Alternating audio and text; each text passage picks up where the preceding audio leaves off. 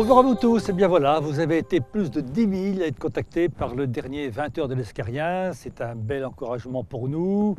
Vous nous regardez sur le site internet de la mairie, sur les réseaux sociaux, continuez. Alors vous avez vu, la presse s'est fait l'écho d'une petite polémique qu'il y a eu entre la mairie de l'Escar et la mairie de Pau autour du projet Oxylane. On vous dit, nous allons bétonner 23 hectares de terres agricoles. Déjà, ces terres ne sont pas agricoles puisqu'elles étaient prévues pour l'extension de Rallys. Mais sur ces 23 hectares, seuls un tiers sont construits. Le reste sont en espace vert. Pour nous, ce projet est capital pour la commune parce qu'il est un élément d'attractivité pour faire venir des clients dans une zone commerciale qui a besoin de vivre face à un Ikea qui est en train de se développer sur Bayonne. Enfin, je vous recommande de ne surtout pas manquer le prochain numéro de 20 heures de l'Escarien parce que là, vous saurez tout sur l'ouverture du complexe de cinéma de l'Escar. Voilà, bonne vision à vous et au mois prochain.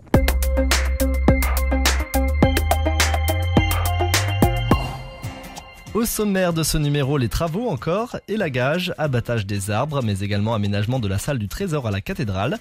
Petit aperçu ensuite des décors de Noël avec une initiative menée lors de la Semaine Bleue.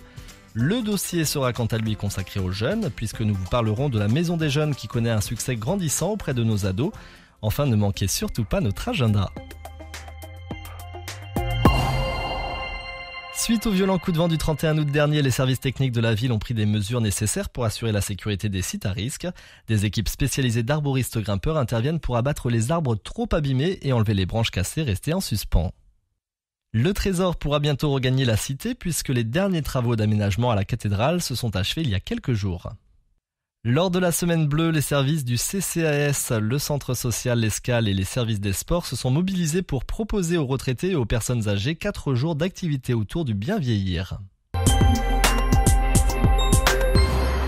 La Maison des Jeunes regroupe plusieurs espaces. L'espace foyer est un lieu d'accueil pour les jeunes ouvert le mercredi de 14h à 17h. En collaboration avec le service des sports de la ville, le responsable pédagogique propose des activités sportives comme le foot en salle ou encore le VTT. Une trentaine de jeunes s'y retrouvent pour discuter, jouer, passer un moment convivial. La Maison des Jeunes, c'est aussi un espace projet. Alors Place aux Jeunes existe depuis 3-4 ans. L'idée est venue d'un certain nombre de jeunes qui voulaient justement faire des projets, se faire accompagner dans l'accomplissement de ces projets. C'est un groupe en général de 7 à 9 jeunes, issus du collège et du lycée également, avec des objectifs humanitaires et des objectifs d'ordre plutôt communal pour des actions envers les jeunes. Cette association est encadrée par le responsable de la Maison des Jeunes qui leur apporte un soutien au niveau technique et au niveau réglementaire et qui quand même les laisse un peu s'exprimer au travers des projets qu'ils veulent mettre en place, sachant qu'ils veulent accompagner ces projets souvent par des voyages qu'ils organisent et qu'ils autofinancent en cherchant les partenaires et les activités autour de ces projets qui se font au travers de buvettes quand il y a des manifestations publiques, à travers de ventes de gâteaux. Voilà, c'est un accompagnement hebdomadaire, quotidien, en fonction de leur temps. Alors, il y a eu certains projets, et notamment un qui était assez intéressant puisqu'ils accompagnent une association humanitaire qui est très connue dans l'Escar, qui est Prince Mossy. Et justement, c'est le fruit d'un travail entre les collégiens et les lycéens pour justement déployer des quêtes de livres, de matériel scolaire, de façon à pouvoir les accompagner, à les envoyer sur des pays africains qui sont justement demandeurs et dont le besoin se fait sentir de plus en plus. Les ateliers jeunes connaissent également un grand succès depuis quelques années puisqu'ils représentent pour la plupart le premier job rémunéré. Ces ateliers jeunes, ce sont des semaines pour les jeunes qui sont déclinés sur 50% du temps en plaisir et ludique et 50% en petits travaux.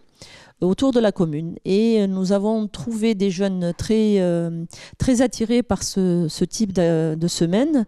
C'est les 14-17 ans. Nous faisons des ateliers de 6 à 8 jeunes, et ces jeunes font du travail dans la commune. Alors souvent, ils s'inscrivent bien sûr, et souvent on les met sur des domaines dans lesquels ils font le sport, c'est-à-dire ils nous aident, ils participent à la réhabilitation d'un foyer de gymnase, de tribune.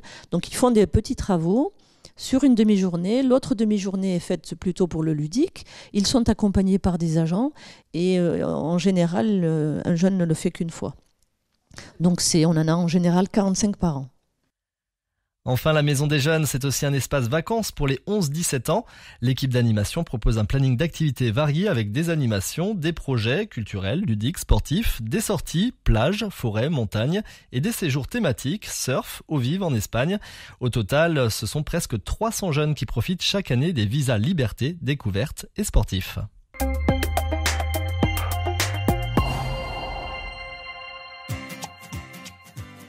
Ce mois-ci, les enfants seront au cœur de cette programmation. Ateliers de cuisine en famille et rencontres débat autour des activités pédagogiques et de la communication entre parents et assistantes maternelles. Et bien sûr, du théâtre, de la musique, de la peinture pour tous.